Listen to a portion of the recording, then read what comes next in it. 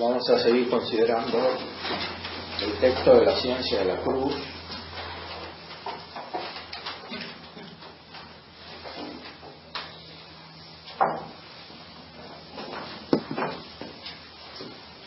De Santa Teresa Benedicta de la Cruz, interpretando San Juan de la Cruz.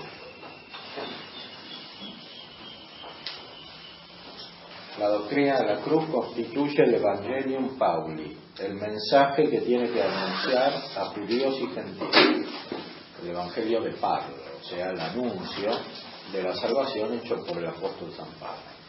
Es un testimonio sencillo, sin adorno, sin pretensión alguna de persuadir con argumentos racionales.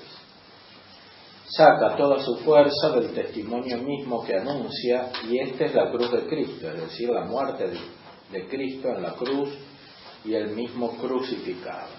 Cristo es fuerza de Dios y sabiduría divina, no solo en cuanto enviado de Dios, Hijo de Dios y Dios el mismo, sino en cuanto crucificado. Y es que la muerte de cruz es el medio de salvación escogido por la infinita sabiduría.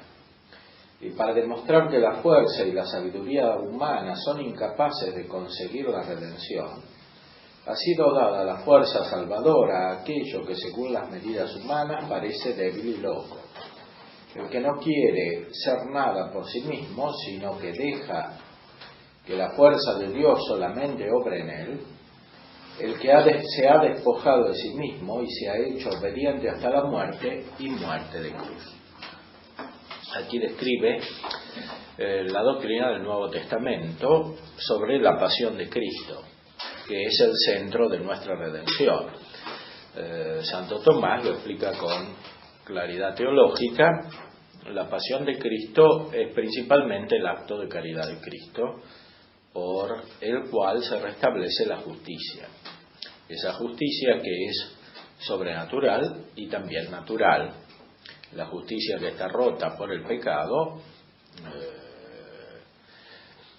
dañándose el orden natural, la relación natural del hombre con Dios, eso se reconstituye solamente por la pasión de Cristo. ¿Por qué solamente por la pasión de Cristo? Porque la pasión de Cristo constituye la demostración principal de la caridad que objetivamente se desencuentra con el desamor que reina en el mundo, que es falta de caridad. Y consiguientemente falta de justicia, conectada con la falta de fe, con la falta de esperanza,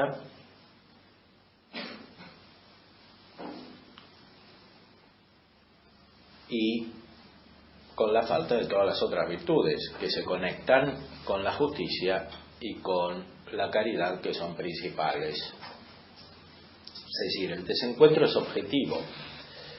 No hay que pensar la cruz como una especie de fuerza mágica irracional.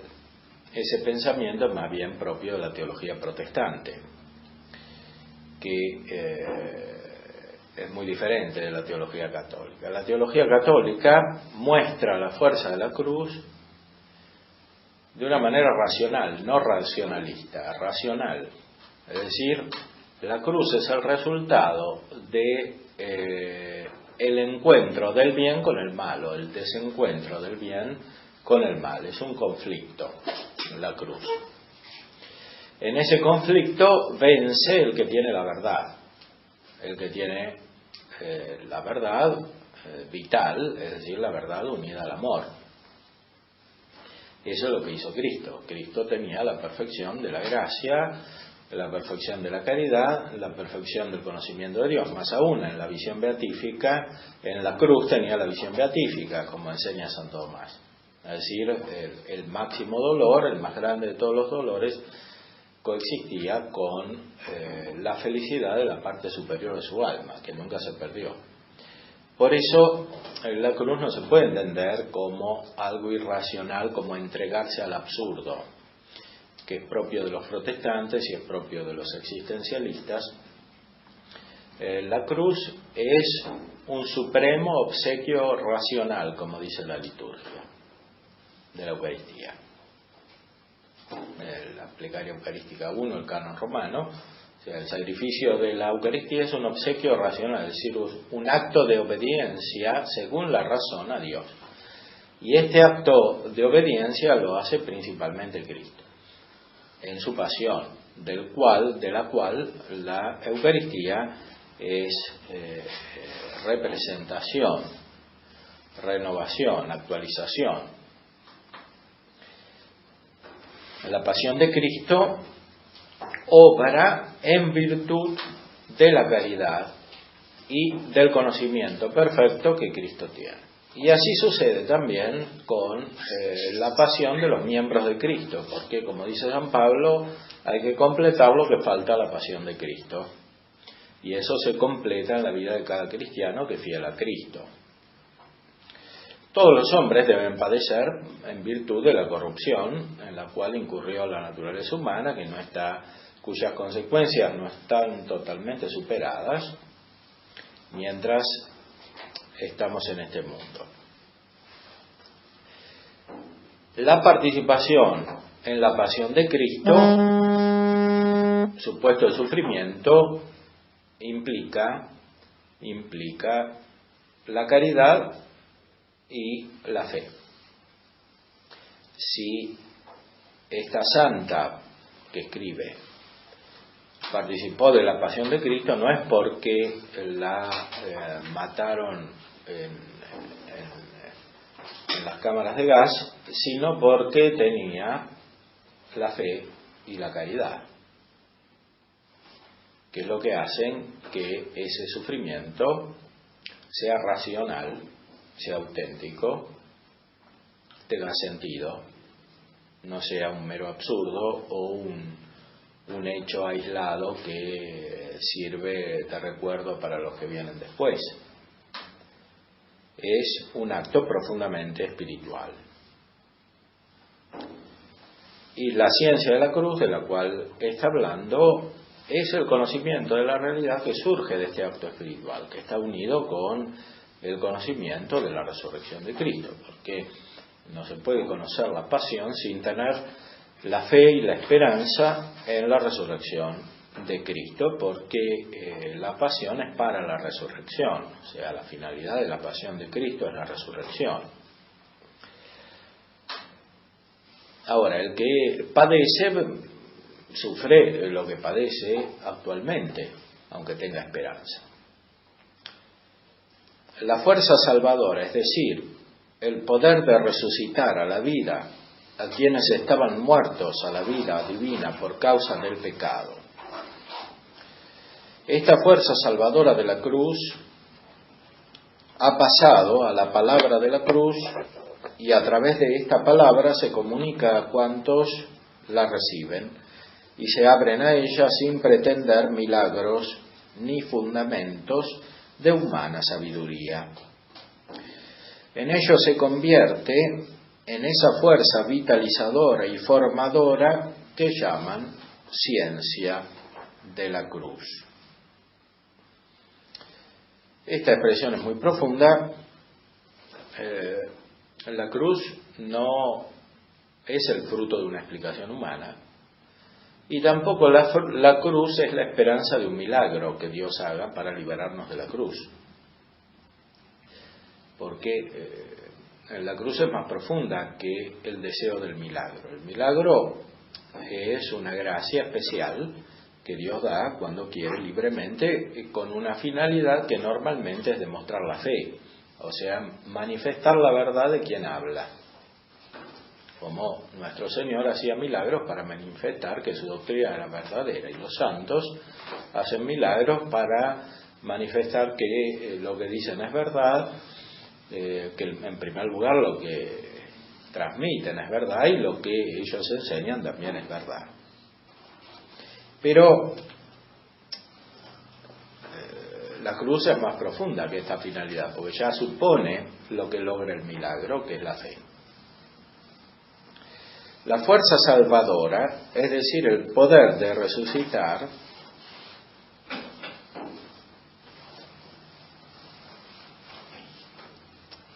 a la vida quienes estaban muertos a la vida divina por causa del pecado.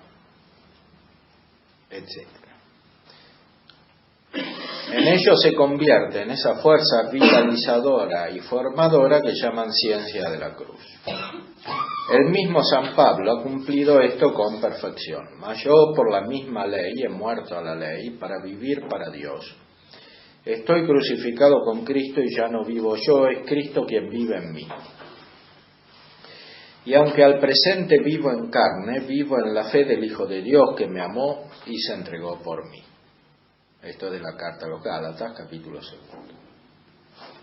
En aquellos días en que en torno suyo se hizo noche y sin embargo lucía la luz en su interior, conoció el celador de la ley, que la ley era el pedagogo en el camino que conduce a Cristo.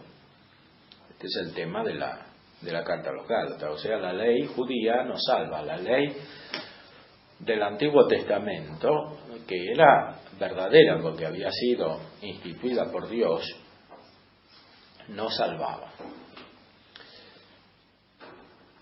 No salvaba porque no daba la gracia. Solamente con la gracia hay salvación. Es el gran mensaje de San Pablo en todas sus cartas. La ley por sí misma no sirve, por más que se la cumpla. Lo que salva es la fe en Cristo, la gracia de Cristo. Algunos no entienden esto y hacen una especie de sincretismo religioso, pero para eso finalmente tienen que alejarse de la Sagrada Escritura, porque el Nuevo Testamento es absolutamente claro en este sentido. Y muchos quisieran ver a San Pablo excluido del Nuevo Testamento, pero eso no se puede. San Pablo transmite la revelación, es palabra de Dios. Y uno de los mensajes principales de San Pablo es este: la ley por sí misma no salva, lo que salva es la gracia, por la fe en Cristo. La gracia que es inseparable de la fe en Cristo.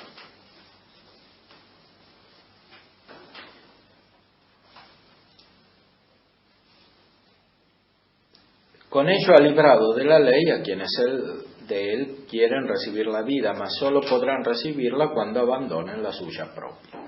Porque cuantos han sido bautizados en Cristo han sido bautizados en su muerte. Esto es de la carta a los Romanos. Se han sumergido en su vida para ser miembros de su cuerpo y como tales padecer y morir con él, pero también resucitar con él a la vida eterna y divina. Esto es el sentido de la vida cristiana que comienza en el bautismo, que tiene una fuerza tremenda que se manifiesta a lo largo de los años hasta el final. Y después permanece en la vida eterna, porque el carácter del bautismo permanece en la vida eterna. Y aunque uno pierda la fe, permanece el carácter. Esta vida llegará a nosotros plenamente en el día de su gloria. Sin embargo, tomamos ya ahora en la carne parte en él cuando creemos. Creemos que Cristo ha muerto por nosotros para darnos la vida. Esta fe es la que nos permite ser una cosa con él, con la unidad que tienen los miembros con la cabeza, y abre para nosotros el torrente de su vida.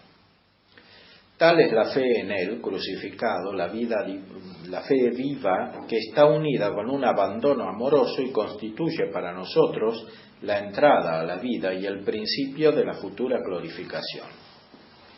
De aquí que sea la cruz nuestro único título de gloria. Cuanto a mí, no quiera Dios que me gloríe sino en la cruz de nuestro Señor Jesucristo, por quien el mundo está crucificado para mí y yo para el mundo. Es decir, hay una extrañeza total entre el cristiano y el mundo, entendiendo por mundo la vida humana sin la gracia. Esto es de la segunda carta a los Corintios, capítulo 2. El que se ha decidido por Cristo está muerto para el mundo y el mundo para él. Esta palabra es importante, decisión. La decisión implica un acto libre de la voluntad. Es una elección. Esta elección es radical, o sea, no puede coexistir con la ambigüedad. Cuando coexiste con la ambigüedad, la decisión desaparece. Este es un proceso psicológico que se cumple ampliamente en el cristianismo contemporáneo, porque muchos cristianos no deciden nada. Son cristianos externamente, sociológicamente, por tradición, hasta cierto punto, y después se pierde la fe, porque no se decide nada. Como decía también San Ignacio, es una determinación deliberada.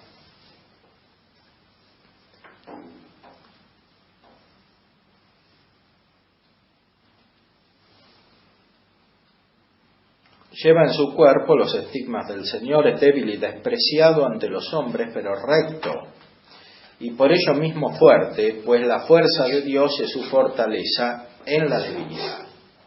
La fuerza de Dios es su fortaleza en la debilidad. Esto es misterioso, pero racional, no es absurdo, no es mágico. No es una especie de salto dialéctico que por una contraposición irracional o absurda produce un resultado. Esto es muy racional, simplemente, aunque profundamente, el encuentro entre la justicia de Dios y la injusticia de los hombres, entre la verdad de Dios y la mentira de los hombres. San Pablo dice que los hombres tienen atrapada la verdad en la injusticia. Entonces, como está la injusticia, no se ve la verdad. La cruz, ¿qué es? Es la verdad y la justicia juntas. Como ya profetizaba Isaías, ¿no? Que la verdad y la justicia se encontrarán. Se encuentran en la pasión de Cristo, pero no solamente ella, porque también aparecen las otras virtudes humanas. En primer lugar, la fortaleza, porque la pasión de Cristo es un acto de fortaleza. El que es débil es fuerte, como dice San Pablo. ¿En qué sentido es débil? Porque no utiliza los artilugios, los métodos o los engaños corrientes que dan apariencia de seguridad. Entonces está separado de eso. Es recto. Rectitud es un símbolo de la justicia. El recto es lo que no es torcido. Y torcido es el espíritu de quien no da a cada uno lo suyo. No da a Dios lo que es de Dios, no da a cada persona lo que es de cada persona.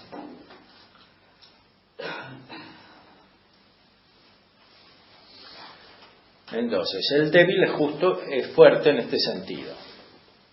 O sea, lo que parece debilidad o locura, insensatez, es verdadera justicia, verdad y finalmente rectitud, finalmente fortaleza. Porque la fortaleza es una virtud para arremeter contra lo arduo, contra lo difícil, contra lo que obstaculiza el camino de la justicia.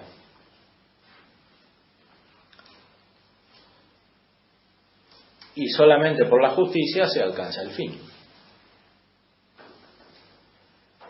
Porque el fin es reconocer a Dios, conocer a Dios. Y eso es un acto de justicia, que consigo lleva la caridad y todas las otras virtudes que permiten finalmente la disposición del ánimo para conocer a Dios, o sea, para contemplarlo. Y termina aquí Santa Teresa Benedicta de la Cruz: por medio de este conocimiento no solo toma el discípulo de Cristo sobre sí la cruz que le ha sido impuesta, sino que él mismo se crucifica. Los que son de Cristo han crucificado su carne con las pasiones y concupiscencias. Esto es de la carta a los Gálatas, capítulo 5. Han tenido que librar una guerra implacable contra su naturaleza, para que muriera en ellos la vida de pecado y diera lugar a la vida de espíritu. Esto último es lo que importa. La cruz no es un fin en sí misma. Ella se eleva y empuja hacia lo alto. Por esta razón no es solamente símbolo, sino arma poderosa de Cristo, el cayado del pastor, con que el divino David sale a combatir con el Goliat infernal, y con el cual llama vigorosamente a la puerta del cielo y se le abre. Por ello saltan torrentes de luz divina que envuelven a cuantos siguen al crucificado. La cruz no es un fin en sí misma. La cruz es la pasión. Y la pasión es Cristo vivo que produce un acto de caridad hacia Dios y hacia nosotros, y de esa manera reconcilia a los hombres con Dios, porque ese acto de caridad por medio de la pasión se difunde. Se difunde porque en la pasión se fundamentan todos los sacramentos que unen con Cristo, desde el bautismo hasta la Eucaristía, que es el más perfecto de los sacramentos y es justamente memorial o representación de la pasión de Cristo. Por supuesto, la Eucaristía no es la mera recepción de la hostia, sino la unión profunda con Él, que es el fin de la recepción de las especies eucarísticas en las cuales está presente el cuerpo de Cristo, que tampoco se recibe solamente por sí mismo, sino para que nos transmita la gracia que está en el alma y el cuerpo de Cristo, es decir, en la humanidad de Cristo. La Eucaristía no es una simple unión con la dimensión física de la humanidad de Cristo, sino que es la unión con su persona, que es persona divina, a través de la humanidad, o sea, recibiendo el influjo de la humanidad, que es la recepción de la gracia que Cristo da. Esa gracia se transmite a través de la unión con toda la vida de Cristo, cuyo centro es la pasión y la resurrección. La pasión, que significa la santidad que se desencuentra con el pecado del mundo, y la resurrección, que es el término, el fin de esta pasión supuesta, la perseverancia, o sea, la fortaleza. Porque uno puede padecer y echarse para atrás, como dijo nuestro Señor también en el Evangelio: el que pone su mano en el arado y mira hacia atrás no es digno de mí. Y lo que quería significar nuestro Señor es justamente esto, que si uno entra en la pasión de Cristo tiene que terminar, no tiene que bajarse de la cruz o intentar hacerlo. La pasión de Cristo tiene su sentido divino, que hay que cumplir en la propia vida, con agradecimiento, porque es signo de la elección divina.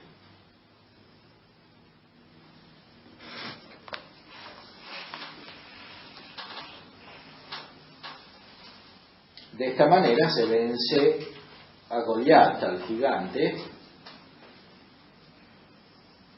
por más que se parezca pequeño ante los ojos de los hombres y se usen medios que no son los que normalmente cuentan. Como decíamos, esta pasión de Cristo llega hasta nosotros por los sacramentos. Todos los sacramentos hacen presente la pasión de Cristo, pero principalmente la Eucaristía, que está directamente instituida por Cristo antes de su pasión y representa después su pasión.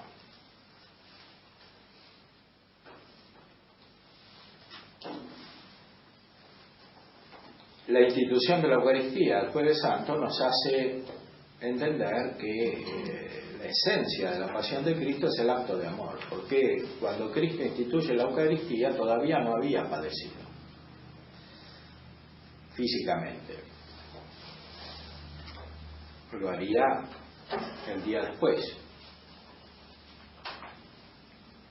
Él instituye su pasión, su sacramento, haciendo presente el centro de la pasión, que es el amor, la caridad. El morir con Cristo y resucitar con Él se hace factible para todos los fieles y particularmente para los sacerdotes en el santo sacrificio de la misa. El sacrificio de la misa, según la doctrina católica, no es otra cosa sino la renovación del sacrificio de la cruz. Para quien lo ofrece con fe viva o toma parte en él, vuelve a repetirse lo que en el Gólgota aconteció. Juan, siendo niño, aquí habla ya de San Juan de la Cruz, ayudaba a la misa y este mismo oficio ejercitó sin duda en la orden antes del sacerdocio. Sabemos por la historia de su vida que la mera contemplación del crucifijo era capaz de dejarle literalmente extático. ¿Cómo hubo de atraerle esta ofrenda perfecta, primero como monaguillo y más tarde cuando era él mismo el que lo ofrecía? Tenemos noticias de su primera misa. La celebró en el convento de Santa Ana de Medina del Campo en septiembre de 1567. Acaso en la octava de la Natividad y en presencia de su madre, de su hermano mayor Francisco y de su familia. Un santo terror le retraía de la dignidad del sacerdocio y sólo la obediencia a las indicaciones de sus superiores consiguió vencer sus escrúpulos. Entonces, al comenzar la misa, se hizo más vivo en él el sentimiento de su indignidad. Se encendió en ardiente deseo de ser completamente puro para poder tocar con limpias manos el santo de los santos, y brotó de su corazón la petición de que el Señor velara por él para que nunca le ofendiera mortalmente. Quería sentir dolor de todas las faltas en las que podía caer sin la asistencia divina, pero sin cometer la culpa. En la consagración escuchó las palabras: yo te concedo lo que me pides. Y desde entonces fue confirmado en gracia y conservó el corazón puro como el de un niño de 2 años. Sentirse libre de culpa y a pesar de ello experimentar dolor, ¿no constituye esto una verdadera compenetración con el Cordero sin mancha que tomó sobre sí los pecados del mundo? ¿No es esto Getsemaní y Gólgota? Es decir, lo que experimentó interiormente como gracia San Juan de la Cruz es una continuación, una comunicación, una participación de la pasión de Cristo. O sea, sentir el dolor de los pecados sin tener pecado, porque Cristo era absolutamente santo y sin embargo sufrió la pena por los pecados de todo el mundo. Y así sucede con el que participa de la pasión de Cristo, que es todo cristiano que alcanza el fin de Cristo, es decir, la resurrección. Padece, pero no sin sentido. Padece porque tiene la vida de Cristo, o sea, porque tiene la perfección divina, porque tiene el conocimiento de Dios, porque sabe cómo son las cosas, porque no es idealista, como decíamos hoy, no es esquemático y no da explicaciones complicadas, como enseñaba San Pablo, a lo que sucede en el mundo, que son siempre explicaciones mentales que no tienen valor. Es realista, tiene el realismo de los santos, como decía Santa Teresa Benedicta.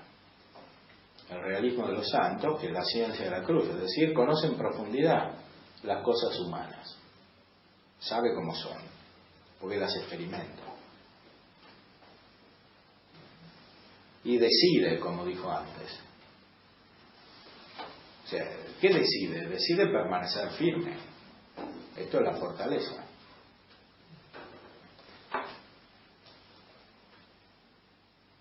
Nunca disminuyó el sentimiento de Juan respecto del sacrificio de la misa. Sabemos que un día, encontrándose en Baeza, se retiró extasiado del altar sin haber terminado la Santa Misa. Uno de los que asistían a ella exclamó que debían venir los ángeles para terminar aquella misa, porque el Santo Padre no se acordaba de que no la había terminado. En Caravaca se le vio en cierta ocasión durante la misa cubierto del resplandor que salía de la Sagrada Hostia. Él mismo contó que a veces durante varios días tuvo que prescindir de celebrar la Santa Misa, porque su naturaleza era demasiado débil para soportar el torrente de consolaciones divinas. Con particular deleite celebraba la misa de la Santísima Trinidad. Existe una íntima conexión entre este altísimo misterio y el santo sacrificio que ha sido instituido conforme al decreto de las tres divinas personas. Sirve para su gloria y abre la puerta a la participación del torrente eterno de la vida trinitaria. Íntima comunicación entre la misa y la Trinidad, porque la Eucaristía es una obra trinitaria, como está en la estructura misma de la liturgia. Toda la Eucaristía es una acción de gracias al Padre, una petición al Padre, una glorificación del Padre hecha por el Hijo y nosotros unidos al Hijo con la luz del Espíritu Santo. El Espíritu Santo es el que da la gracia a la humanidad de Cristo, al corazón de Cristo, que es el que padece en la pasión. Y el mismo Espíritu Santo nos ilumina a nosotros para que tengamos los sentimientos de Cristo, como dice San Pablo, para que tengamos la mente de Cristo, que es la mente dirigida al Padre. Esto es lo que sucede en la Eucaristía.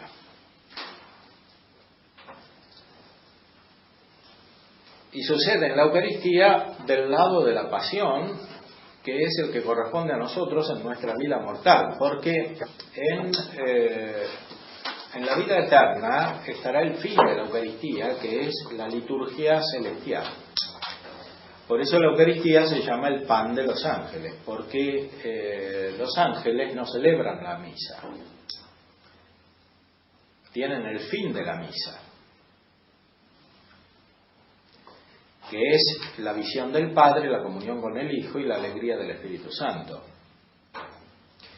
Y la misa anticipa eso aquí, en este mundo, que es un mundo tenebroso.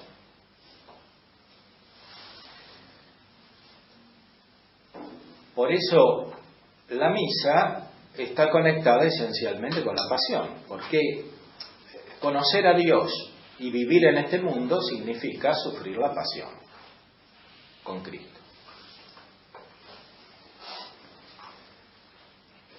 Porque este mundo es así y no cambia hasta que no acepta la redención de Cristo, pero sabemos que no todos aceptan la redención de Cristo. Tal vez la mayoría no acepta la redención de Cristo. Por eso nuestro Señor dice, muchos son llamados y pocos son escogidos. Y cambiar esto, como muchos quisieran, por medio de especulaciones racionales, es eliminar la Sagrada Escritura. Es eliminar el mensaje de Cristo. Y además de eliminar la Escritura, es eliminar la tradición. Porque todos los santos dicen lo mismo. De otra manera no serían santos. O sea, los santos vivieron la pasión de Cristo, se unieron a Cristo en la Eucaristía, o celebraron la Eucaristía, como San Juan de la Cruz. Vivieron lo que celebraban, como se les dice a los sacerdotes en la ordenación, que tienen que vivir lo que celebran e imitarlo. Y así es con todo cristiano. ¿Por qué? Todo cristiano ya está insertado en la muerte de Cristo y en la resurrección de Cristo. Eso es el bautismo. Y el bautismo llega a su perfección con los otros sacramentos y principalmente con la Eucaristía, que es como la plenitud del bautismo. Por eso Santo Tomás siempre dice que no hay salvación sin el bautismo, pero tampoco sin la Eucaristía. Nadie se puede salvar sin la Eucaristía.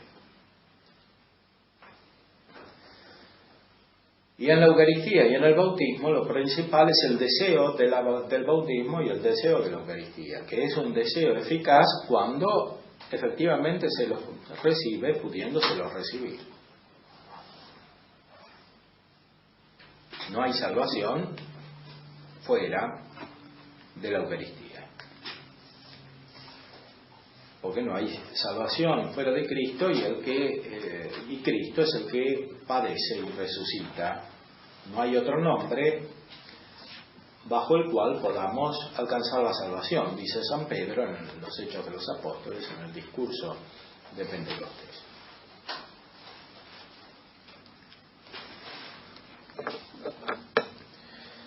No podemos ni siquiera sospechar la plenitud de divina iluminación que le fue comunicada al santo en el altar durante el transcurso de su vida sacerdotal. En todo caso, hubo de ser en gran parte durante la celebración de la Santa Misa cuando se desarrolló su ciencia de la cruz.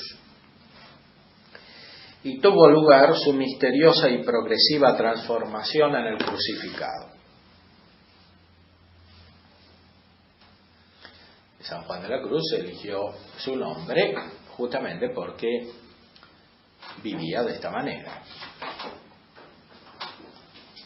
El mensaje de la cruz se deja oír en el corazón de todo aquel que vive dentro del círculo cultural del cristianismo a través de las palabras, las imágenes y las fiestas de la liturgia, pero encuentra una particular resonancia en el corazón del sacerdote, aunque habrá muy pocos tan capaces y tan dispuestos a aceptarlo y a responder a él como San Juan de la Cruz.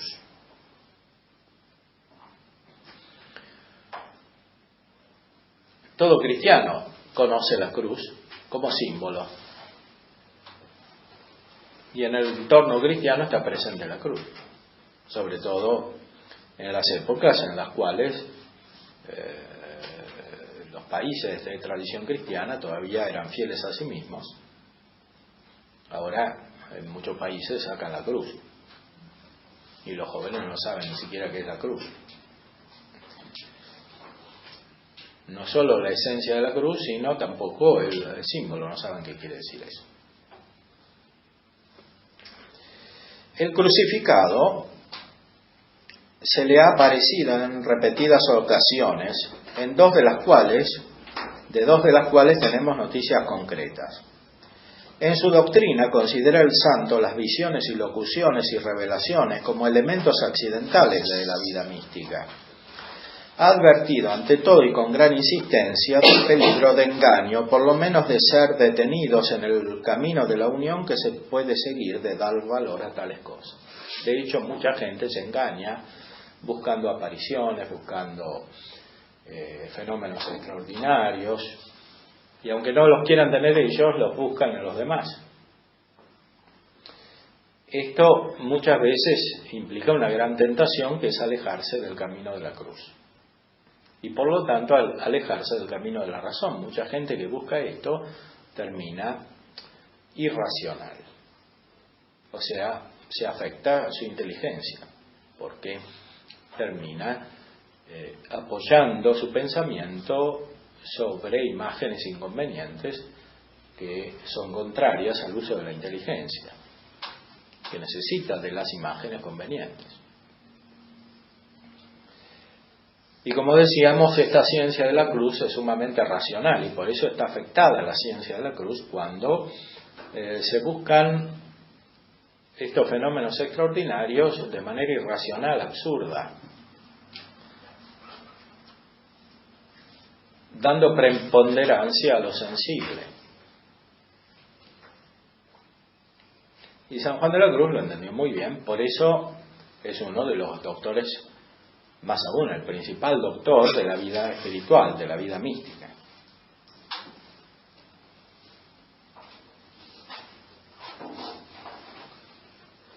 Además se mostró siempre muy retraído para comunicar nada de que se refiera a su vida, tanto en lo exterior como en lo interior. Si ha hablado de estas visiones, ha sido porque tenían para él un significado particular.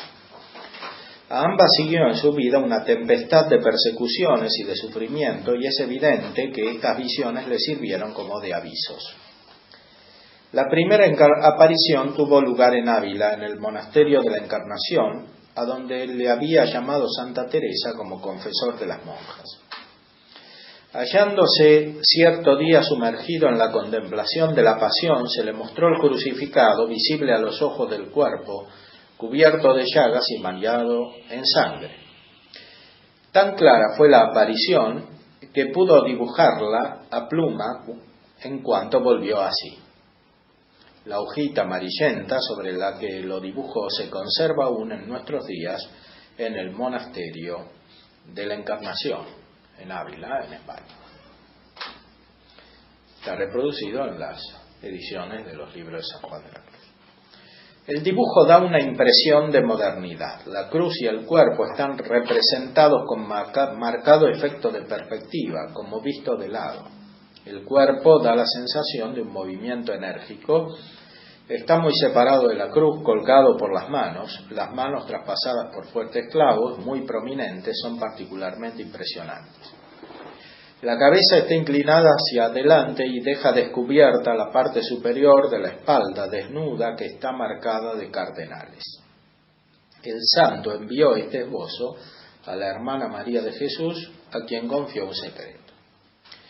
Es esto comprensible por cuanto el mismo Señor comunicó al alma de esta religiosa algo de los más íntimos secretos del santo, la gracia que recibió en su primera misa. Ignoramos si le habló el Señor al inclinarse tan profundamente en la cruz, pero lo que podemos afirmar es que tuvo lugar un intercambio de corazón a corazón. Sucedió esto poco antes de que se desencadenara la persecución de los calzados contra la Reforma, cuya principal víctima había de ser él precisamente. Sí, San Juan de la Cruz sufrió en un contexto totalmente cristiano, absolutamente cristiano, en el momento culminante de la cristiandad, que era el siglo de oro español, que era un estado católico, en una sociedad católica, donde el rey protegía las órdenes religiosas, etc. Pero ahí también estaba la cruz, porque los que siguen a Cristo siempre son menos que los que no lo siguen. Y esto se da de manera proporcional también en cuanto a la intensidad de la respuesta, porque la cruz no se verifica solamente entre los cristianos y los paganos o los ateos, sino que se da también entre los mismos cristianos cuando los cristianos no son fieles a lo que creen. Entonces, estos eran religiosos que perseguían a otros religiosos, es decir, eran los religiosos que no vivían conformemente con la cruz de Cristo en toda su intensidad, que perseguían a que era coherente con lo que pensaba nada más. Y seguía a Santa Teresa, que había reformado la orden de los carmelitas, que era una orden antigua, cuyo origen es misterioso, surgió en el Monte Carmelo, según la tradición, y estaba conformada por los eremitas. Esta orden siguió durante la Edad Media, llegó al siglo XVI, y Santa Teresa estaba en esa orden. Y después intentó reformarla porque vio que vivían superficialmente, muchos por lo menos, y ella también. Y se convirtió bastante grande, o sea, se convirtió siendo monja, y siendo cristiana, y muy cristiana. Era cuando era chica, que se iba con el hermano, se escapaba para ir a la tierra de los moros para sufrir por Cristo, etcétera. Bueno, pero después vivió una vida cristiana normal, era monja y Sí, hacía todo lo que tenía que hacer, pero no tenía esta intensidad de sentimiento que describe Santa Teresa Benedicta de la Cruz aquí. Cuando recibe la gracia de una manera más fuerte, especialmente porque tenía una misión para el futuro, por supuesto, no solo por ella misma. O sea, la historia de Santa Teresa es una historia de su santidad, pero también de su carisma, porque su vida era el fundamento de la vida de otros después, empezando por San Juan de la Cruz, que lo vivió a su manera como sacerdote y como teólogo. Y sufrió algo parecido. Todas las incomprensiones posibles que corresponden a el anuncio de la verdad, no solamente a el conocimiento de la verdad, porque eso ya causa la pasión, sino al anuncio de la verdad. Lo cual debe darse en todo cristiano, sobre todo si ha recibido el sacramento de la confirmación, porque con la confirmación se recibe el Espíritu Santo y se marca el carácter para que se dé testimonio oficial de la verdad. Esa es la misión del confirmado. Y si el confirmado no hace aquello para lo cual fue confirmado, se vuelve cobarde y su carácter se le vuelve en contra. Es una especie de traidor sistemático, permanente. Y esa duplicidad mental de la traición enferma profundamente.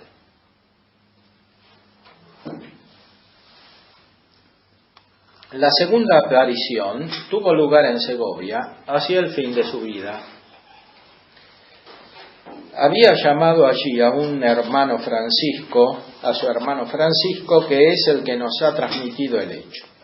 Yo fui a verle y después de haber estado allí 2 o 3 días le pedí licencia para venirme. Díjome que me detuviese algunos días más, que no sabía cuándo nos volveríamos a ver. Fue esta la última vez que le vi. Una tarde, después de la cena, me tomó de la mano y me llevó al jardín, y cuando nos encontramos solos me dijo: quiero contaros una cosa que me sucedió con nuestro Señor. Teníamos un crucifijo en el convento y estando yo un día delante de él, parecióme que estaría más decentemente en la iglesia, y con deseo de que no solo los religiosos la reverenciasen, sino también los de fuera, hice como me había parecido.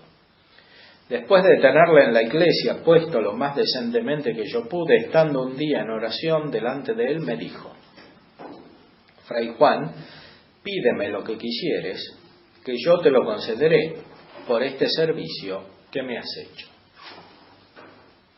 Y yo le dije: Señor, lo que quiero que me deis es trabajo que padecer por vos, y que yo sea menospreciado y tenido en poco. Estas palabras de Cristo a San Juan de la Cruz son parecidas a las que le dijo Cristo a Santo Tomás, cuando le dijo que había escrito muy bien acerca de él y que quería como recompensa. Cuando Juan expresó este deseo, las circunstancias de su vida eran tales que fácilmente podía cumplirse sin intervenir más que las causas naturales. Era superior provincial del reformado Carmelo, el padre Nicolás Doria, exaltado celador de la observancia, que quería modelar la reforma de Teresa conforme a sus propias ideas. Juan defendió con decisión la herencia de la Santa Madre y a la víctima del fanatismo, el padre Gracián y las carmelitas. El padre Gracián ayudaba a Santa Teresa en la reforma.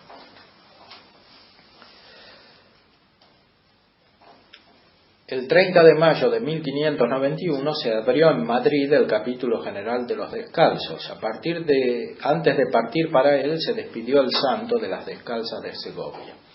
La priora María de la Encarnación exclamó vivamente impresionada: Padre, ¿quién sabe si no volverá vuestra reverencia como provincial de esta provincia?